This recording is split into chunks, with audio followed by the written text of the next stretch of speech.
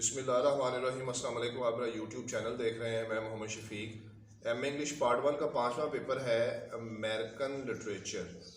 और American literature में 3 section हैं, नावल, पोइट्री और ड्रामा का।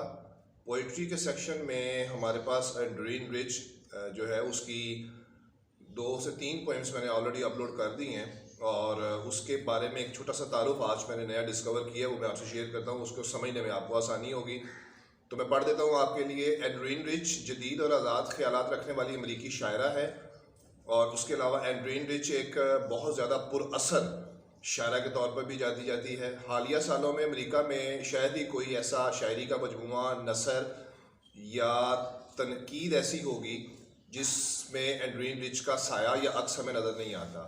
वो बहुत ही ज़्यादा पुरजोश भी है और उकसाने वाली शायरा के तौर पर भी जानी जाती है। ये छोटा सा तारुफ। उसके बाद जो मेन टॉपिक्स जिस पे वो बात करती है उसमें जिन्स है और नस्ल है और ज़ुबान और नस्वानी हकूक़ यानी औरतों के हकूक़ उसके पसंदीदा मौज़ूआत हैं। रिच इनकलाबी ख्यालात की मालिक है, बहुत ज़्यादा रेवोल्यूशनरी आइडियाज़ हैं उसके। वो मसावी समाजी हकूक़ की अलमबरदार भी समझी जाती है अमेरिका में, और हकूक़ नस्वा यानी औरतों की आज़ादी के हवाले से जो तहरीक है उसमें भी वो हमें पेश दिखाई देती है। अच्छा, रिच माशरे में मर्दों और औरतों के हकूक़ को बराबर देखना चाहती है, और वो अपने इन्हीं पोइट्री में दोनों के हकूक़ को बराबर पेश भी करती है। रिच के ख्यालात मर्दाना मुआशरे ने रिच के ख्यालात हैं कि मर्दाना मुआशरे में ख़वातीन के हवास पर जो मर्दाना क़ुव्वत है वो हवास औरतों के ऊपर गालिब आई हुई है। अच्छा, और ख़वातीन को हमा वक़्त कुर्बानियाँ भी देना पड़ती हैं। ये इस तरह से वो बातें सोचती है। ख़वातीन को अपनी ख्वाहिशात को दबाना पड़ता है और ज़ब्त का मुज़ाहरा करना पड़ता है, ये एंड्रीन रिच कहती है। और ये एक बहुत इंपॉर्टेंट बात जो मैं पढ़ने लगा हूँ, वो ज़रा गौर कीजिएगा। रिच ख़वातीन के लिए जिनसी आज़ादी की कायल थी। शर्म आनी चाहिए इस खातून को, इसने खातून के बारे में जाना ही नहीं मेरे ख्याल से। वो चाहती थी कि सड़कों पे, गलियों में, महलों में, बाज़ारों में और सारे समंदरों पे जो चाहे औरत करे, ये आज़ादी वो चाहती थी। Shame on her. बाकी देखते हैं कि इनकी इसके ख्यालात में ख़वातीन को मुआशी और समाजी आज़ादी की अशद ज़रूरत है, ये भी उसका ख्याल था। ये था उसके बारे में एक छोटा सा तारुफ। अब चलते हैं उसकी poem diving into the rack की तरफ। डाइविंग इनटू द रैक जो पोएम है, जिसका मतलब है कि समंदर की गहराई में या सतह ज़मीन के ऊपर पड़े हुए जहाज़ के तबाही और मलबे का ढेर, उसमें ये गोता लगाती है शायरा और बहुत कुछ डिस्कवर करती है। जबकि ये जो रैक का वर्ड है, मैं एक्सप्लेन कर देता हूँ आपके लिए। इसका मतलब औरत का जो माजी है, शुरू से लेके जब तक दुनिया में औरत आई है तब से लेके अब तक औरत का जो माजी है वो बुनियादी तौर पर तबाही और बर्बादी और मलबे का एक ढेर है। ये उसको डिस्कवर करने जाती है नीचे। तो 2 मतलब हैं रैक के। एक तो जहाज़ का मलबा तबाहशुदा जो समंदर के नीचे पड़ा होता है, और सेकेंडली औरत का माजी, जब से दुनिया में आई है तब से लेके अब तक औरत ने जो बर्बादी, तबाही, पाबंदियाँ, मजबूरियाँ, महरूमियाँ देखी हैं, उस तबाही के ढेर को भी ये रैक के साथ यानी एक लेयर इमेज इस्तेमाल किया है, यानी तय दर तय तस्वीर इस्तेमाल की है रैक के लफ्ज़ के अंदर। मैं इसकी क्रिटिकल एप्रिसिएशन जो है वो line by line, word by word आपके लिए एक्सप्लेन करने जा रहा हूँ। उम्मीद है कि आपको इसमें से जो है एंड्रीन रिच को समझने में, इस पोएम के बारे में कहा जाता है कि ये ज़रा डिफ़िकल्ट है, लेकिन मैंने सेलेक्टिव सम मटीरियल लेके जो आपकी असाइनमेंट के लिए, एनुअल पेपर को हैंडल करने के लिए काफ़ी होगा, वो मैं आपको अब पेश करता हूँ। सो आइए शुरू करते हैं। Critical appreciation of diving into the wreck by diving into the wreck. Diving का मतलब है गोता लगाना और रैक का मतलब होता है तबाहशुदा चीज़ का मलबा। क्रिटिकली इवैल्यूएट एंड्रीन rich poem diving into the rack. ये पंजाब यूनिवर्सिटी, सरगोदा यूनिवर्सिटी और फैसलाबाद यूनिवर्सिटी में ये आ चुका है। तो आओ स्टार्ट करते हैं। Upon studying the life and works of एंड्रीन रिच, जब हम मुतालिया करते हैं ज़िंदगी का और तसानीफ़ यानी उसकी किताबों का, एंड्रीन रिच की, वन डिस्कवर, तो एक पढ़ने वाला ये दरियाफ्त करता है that a lot of our literature envelop, कि उसका बहुत ज़्यादा अदबी काम जो है वो इनवेलप लिपटा हुआ है। A desire to educate her reader, इस ख्वाहिश के साथ कि वो अपने पढ़ने वालों को तालीम दे। The poem diving into the wreck is no exception, और ये जो पोएम है डाइविंग इनटू द रैक, ये इस चीज़ से भी मुस्तस्ना नहीं है। Rich speaks and rights passionately and rich जो है वो बात करती है और लिखती है बड़े जज्बाती अंदाज में अबाउट फेमिनिस्टिक फ्रीडम, औरतों की आज़ादी के बारे में, एंड राइट्स और उनके हकूक़ के बारे में। यही उसका मेन थीम है, यही उसकी फ़िलासफ़ी है इसकी एड्रीन रिच की। And she conveys these ideas, और वो इन ख्यालात का इजहार करती है टू हर रीडर्स, अपने पढ़ने वाले के लिए, through diving into the rack poem के ज़रिए, by using the images of exploring. जो तस्वीरें वो इस्तेमाल करती है वो एक्सप्लोर, यानी जैसे कोई सियाह निकलता है किसी चीज़ को दरियाफ्त करने के लिए या किसी समंदर के नीचे से किसी चीज़ को तलाश करने के लिए, एक्सप्लोरर कहते हैं उसको। एन अंडर वाटर वर्ल्ड, और पानी के नीचे की दुनिया को दरियाफ्त करने के लिए तस्वीरें वो इस्तेमाल करती है। One not seen by many, एक ऐसी अंडर वाटर दुनिया जिसके बारे में बहुत से लोग नहीं जानते। She creates a mysterious yet accelerating journey, वो पैदा करती है एक पुरस्रार और एक बड़ा सनसनी खेज सफ़र टू एक्सप्लोरिंग फेमिनिज़म, औरत को दरियाफ्त करने के लिए, बाय टेकिंग द रीडर, और ले जाती है पढ़ने वाले को, to a forgotten ship wreck, एक ऐसे नामालूम तबाहशुदा शिप रैक जहाज़ के मलबे के की तरफ। She also reaches the realm of many, वो पहुंचती है रिलम इलाके में, ऑफ मैनी जो बहुत से सी औरतों का इलाका है, इंक्लूडिंग मेल्स जिसमें मर्द भी शामिल हैं, with the image of the androgens, एक देवता की तस्वीर के साथ। द स्पीकर मॉर्फ्स, शायरा इस नज़र में बोलने वाली उतरती है, इनटू दिस इक्वेटिक बीइंग, इस पानी की दुनिया में,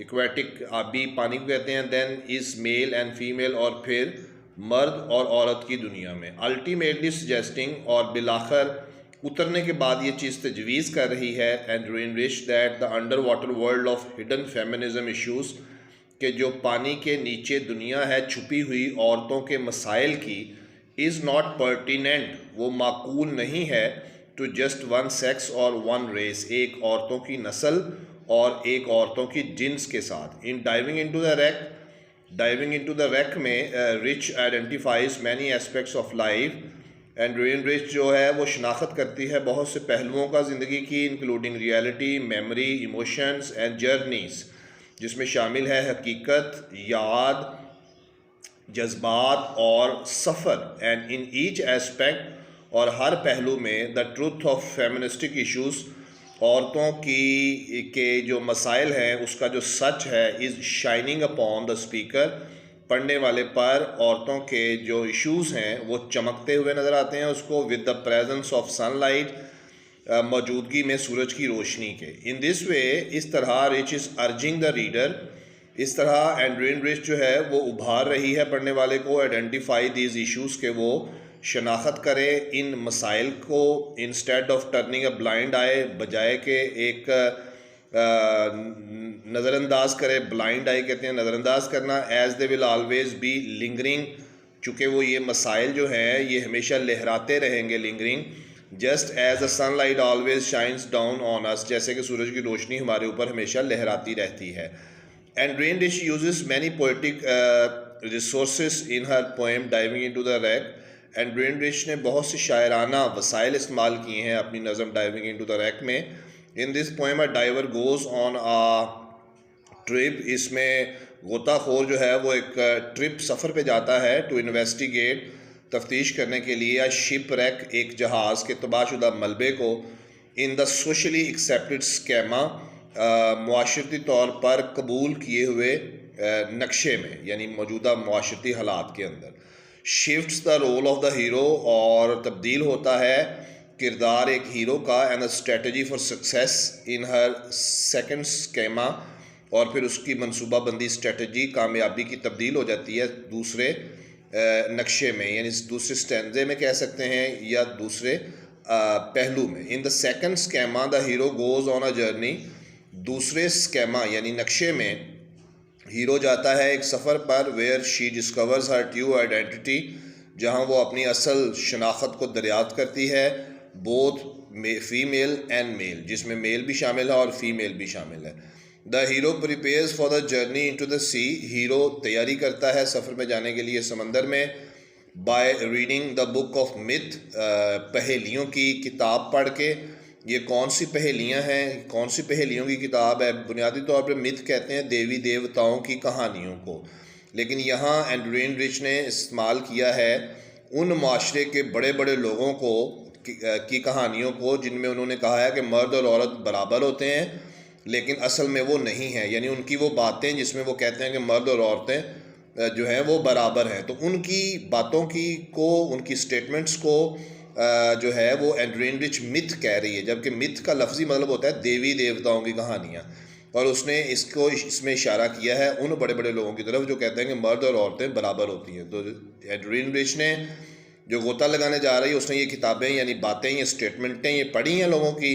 collecting A camera and knife, जिसमें वो एक कैमरा और एक चाकू अपने साथ लेके जाती है, एंड और putting on a diving suit, और गोता लगाने वाला सूट पहनती है। द डाइवर इज़ अलोन, गोताखोर अकेली है। अनलाइक जैक्वस कॉस्टियो, जैक्वस कॉस्टियो से वो मुख्तलिफ है ये गोताखोर। Who had a team to accompany him on his dive, Jacques Cousteau एक ऐसा गोताखोर था जिसमें समंदर में सबसे पहले बहुत गहराई में डाइव किया था, और उसके साथ उसकी कंपनी सोबत में और उसकी टीम भी थी जब उसने गोता लगाया था। लेकिन हमारी एंड्रयून रिच जो है वो अकेली जा रही है।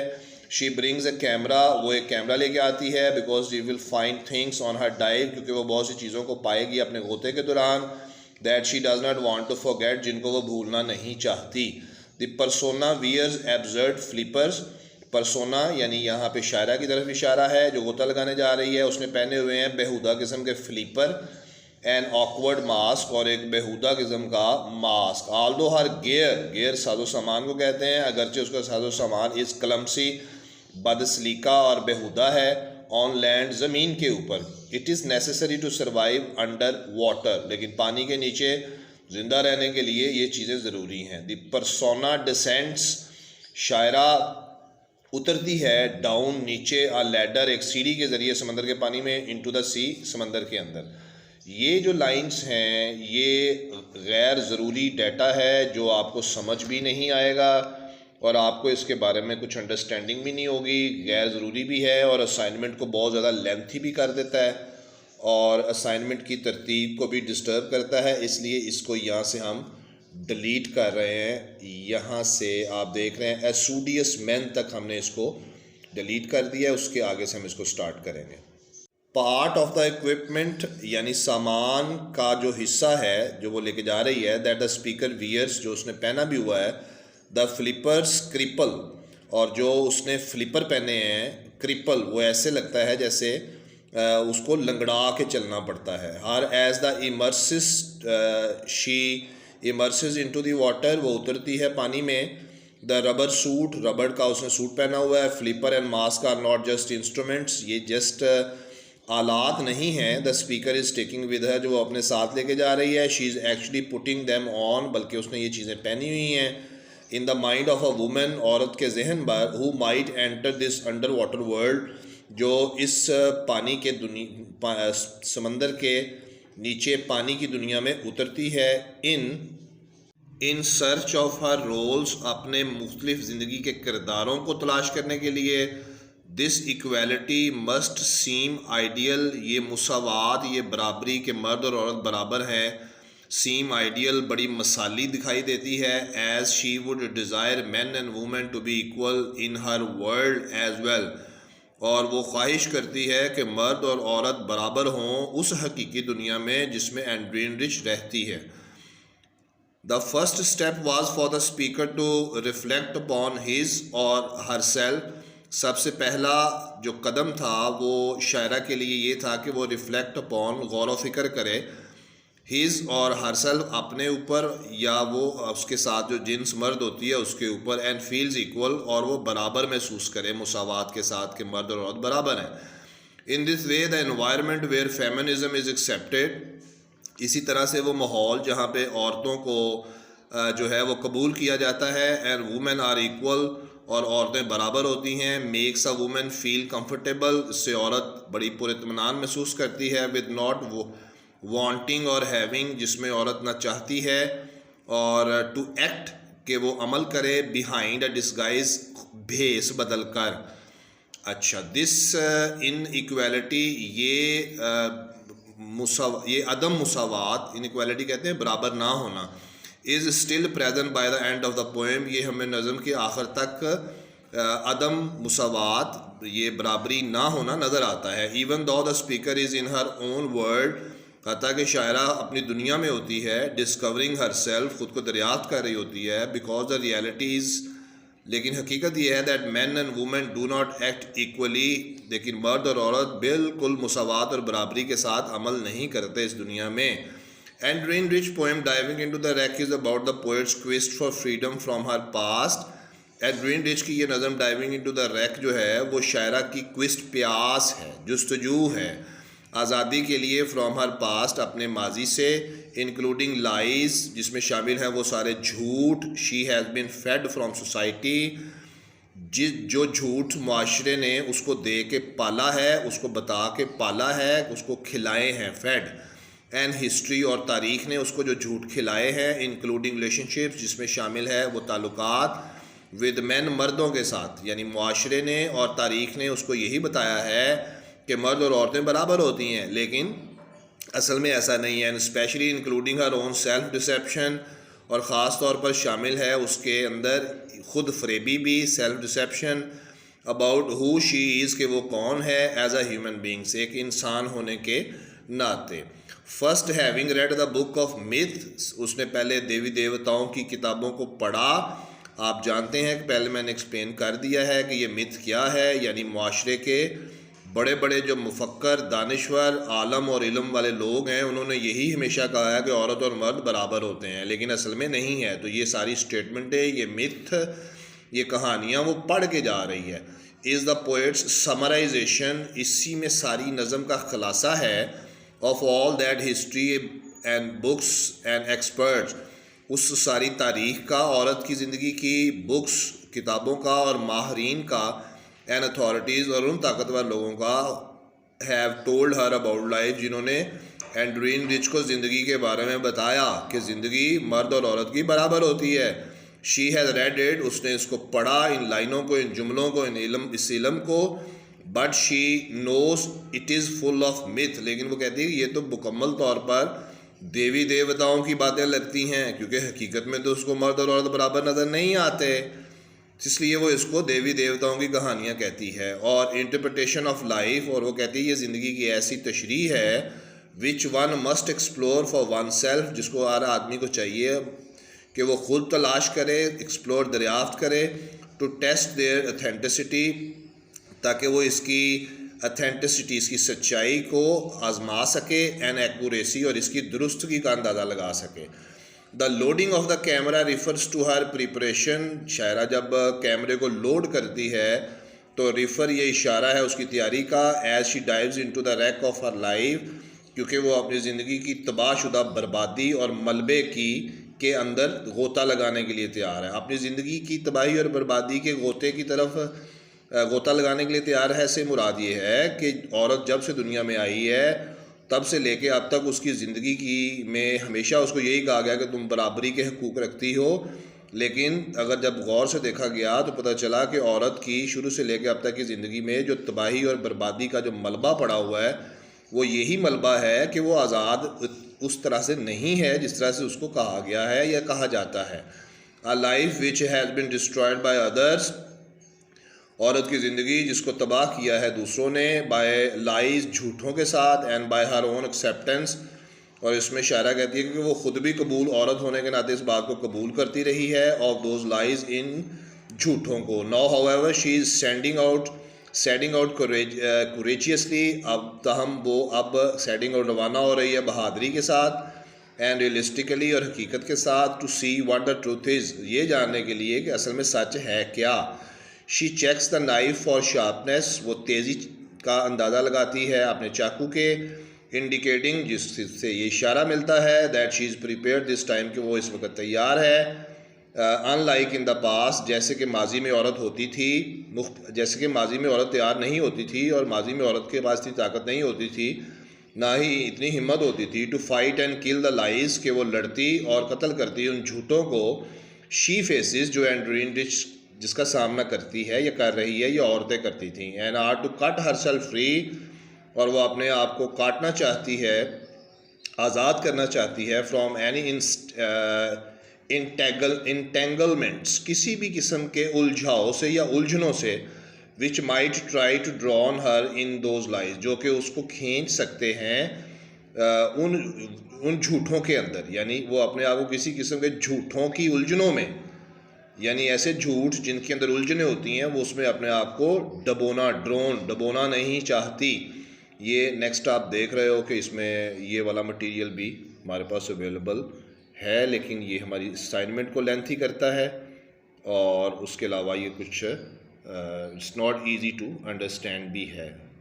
The ladder is the bridge, वो सीढ़ी जो पानी में उसने फेंकी है जिसके साथ वो लटक कर नीचे जाएगी, इज़ अ ब्रिज, वो एक पुल है, between what is and what a person thinks should be, यानी वो सीढ़ी एक पुल की सूरत में है, पुल की तरफ इशारा है, यानी जिसमें ये बताया गया है कि इंसान है क्या, and what a person thinks should be, और एक आदमी को एक आदमी सोचता है कि उसको क्या होना चाहिए। इन stanza 3 light is mention again, तीसरे स्टैंजे में इस नज़म के रोशनी का जिक्र किया गया है दोबारा। द ब्लू लाइट, नीले रंग की रोशनी। Rich herself describes the journey to enlightening society, Adrienne Rich खुद इस कहानी, इस नज़म के सफ़र को बयान करती है इनलाइटनिंग सोसाइटी, के वो मुआशरे को रोशन करना चाहती है, आगाही देना चाहती है, हकीकत खोल के दिखाना। इनलाइटनिंग कहते हैं रोशन करके दिखाना। अबाउट फेमिनिज्म, औरतों के बारे में, औरतों के हकूक़ के बारे में, औरतों की आज़ादी के बारे में। An accelerating time to be alive, और एक सनसनीखेज़ वक़्त जिसमें ज़िंदा रहना है। In a time of awakening consciousness, जिसमें औरत के शऊर की बेदारी होती है। It can also be confusing, ये वक़्त घबराहट पैदा करने वाला भी हो सकता है, डिसओरिएंटिंग, अलहदा करने वाला भी, एंड पेनफुल, और तकलीफ दे भी हो सकता है। ये एंड्रीन रिच की अपनी कोटेशन है।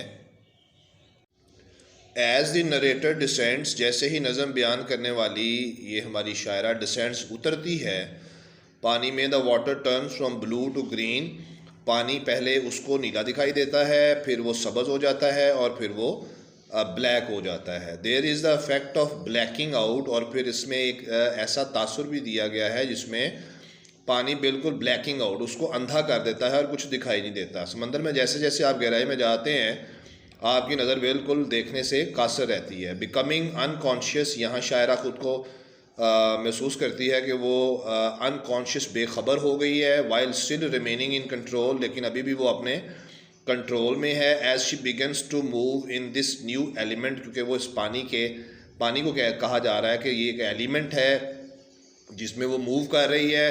द स्विमर लर्न्स, और शायरा जो तैरने वाली है वो ये सीखती है, that the sea is not a question of power, कि समंदर एक ताकत का सवाल नहीं है। It is rather the all encompassing, बल्कि ये एक इनकम्पासिंग कहते हैं अहाता करने वाला, घेर लेने वाला डीप एलिमेंट, यानी समंदर एक अहाता करने वाला और घेरने वाला एक गहरा एलिमेंट है। In which she must learn, जिसमें शायरा को ये सीखना है, to turn my body without force, बगैर ताकत के अपनी जिस्म को घुमाना है पानी में। She has come to explore the wreck, वो तबाही और बर्बादी के मलबे को एक्सप्लोर, दरियाफ्त करने आई है। टू सी द डैमेज, और उस नुकसान को देखने आई है, दैट वाज डन, जो कि हो चुका हुआ है। समंदर के पानी के नीचे जो जहाज़ का मलबा पड़ा हुआ है, उसको क्या नुकसान हो चुका हुआ है। और दूसरा मतलब यहाँ बात का ये है कि औरत जब से आई है अब तक उसको आज़ादी और उसके हकूक़ देने की बातें तो बहुत की जा चुकी हैं, लेकिन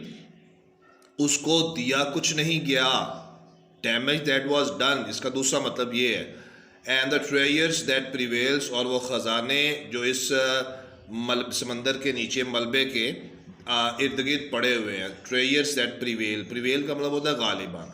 the wreck is a layered image, यानी ये मलबा, तबाही और बर्बादी का मलबा जो है, इसकी अ लेयर्ड इमेज, इसके नीचे तहें ही तहें हैं इस तस्वीर के नीचे, इस मलबे की। It is a life of a one women, ये एक औरत की ज़िंदगी भी है। The source of successes and failures, और ये जो इमेज है, तस्वीर है रैक मलबे की, ये ज़रिया है कामयाबियों का और नाकामियों का। It is a history of all women. ये तारीख भी है दुनिया की तमाम औरतों की, सबमर्ज्ड, जो डूबी हुई हैं इन अ पेट्रोचिकल कल्चर, एक ख़याली सकाफ़त के अंदर, एक ख़याली माशरे के अंदर, जो कहता तो है कि औरत मर्द के बराबर है, लेकिन वो औरत को हकूक़ और आज़ादी नहीं देता। It is that source of myth. यही वो ज़रिया भी है उन पहेलियों का, मिथ कहानियों का about male and female sexuality, मर्द और औरत की जिनसियात के बारे में, विच शेप आवर लाइफ्स, जो हमारी ज़िंदगियों को शक्ल देता है, एंड रोल्स टुडे, और हमें किरदार भी आज वही देता है। कौन? यानी ये ज़रिया जो इस्तेमाल किया गया है मलबे के इमेज के साथ। Which ever the swimmer came for, जिस चीज़ के लिए भी ये गोताखोर वहाँ आई है, द रैक, उस बर्बादी और मलबे के लिए, and not the story of the rack, असल में शायरा किसी समंदर की गहराई में मलबे को देखने की या दरियाफ्त करने की कहानी इस नज़र में बयान नहीं कर रही, द थिंग इट्सेल्फ, बल्कि वो ख़ुद एक चीज़ है शायरा, एंड नॉट द मिथ। और शायरा कहती है कि मैं कोई बहेली नहीं हूँ। शी एक्सप्लोर्स द रैक, वो दरियाफ्त करती है मलबे को, and records for us her experiences, और रिकॉर्ड करती है हमारे लिए उन तजर्बात को, ऑफ द कार्गो, उस साजो सामान को जो वो साथ लेके गई थी। द हाफ डिस्ट्रॉयड इंस्ट्रूमेंट्स, आधे तबाहशुदा आलात, द वाटर ईटन लॉग, पानी ने खा लिया था एक लॉग, स्टिक, लकड़ी की या लोहे की जो लकड़ी थी, स्टिक थी, छड़ी, लॉग, उसको।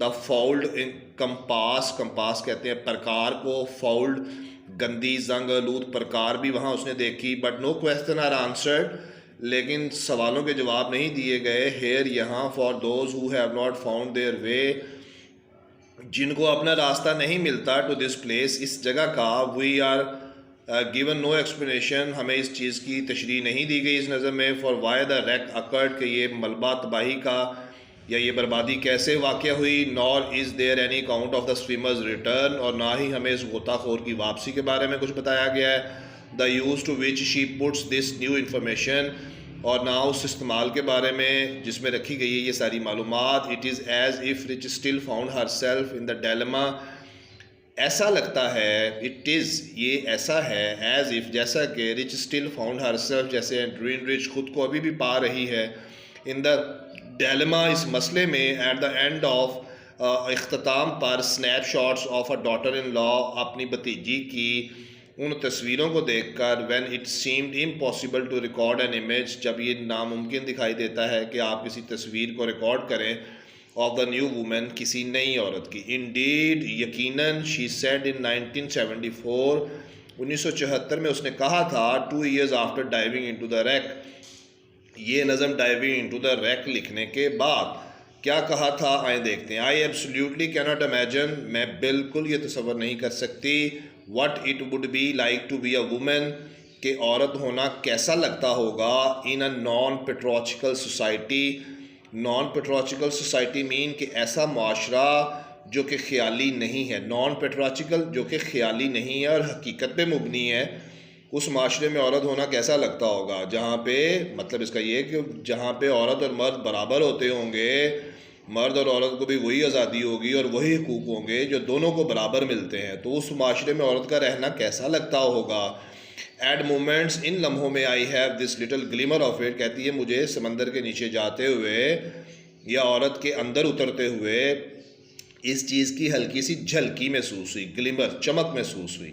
Van I am in a group of women, जब मैं औरतों के ग्रुप में होती हूँ, where I have a sense of real energy, मेरे अंदर असल ताकत होती है, फ्लोइंग, बह रही होती है ताकत, and a power in the best sense, और वो ताकत मुझे बेहतरीन दिखाई देती है। Not the power of domination, ना कि औरत के ऊपर मर्द का जो डोमिनेशन गलबा होता है वो, but just assess to sources, लेकिन मैं अभी रसाई हासिल कर पाई हूँ उन ज़राए तक। I have some sense of what that could be like, मुझे थोड़ी सी हिस्स या ख्याल ये आता है कि वो ज़माना या दौर या मुआशरा कैसा होता होगा जहाँ मर्द और औरतें बराबर होते होंगे। बट इट्स वेरी रेयर, लेकिन ये बहुत नायाब है देखना।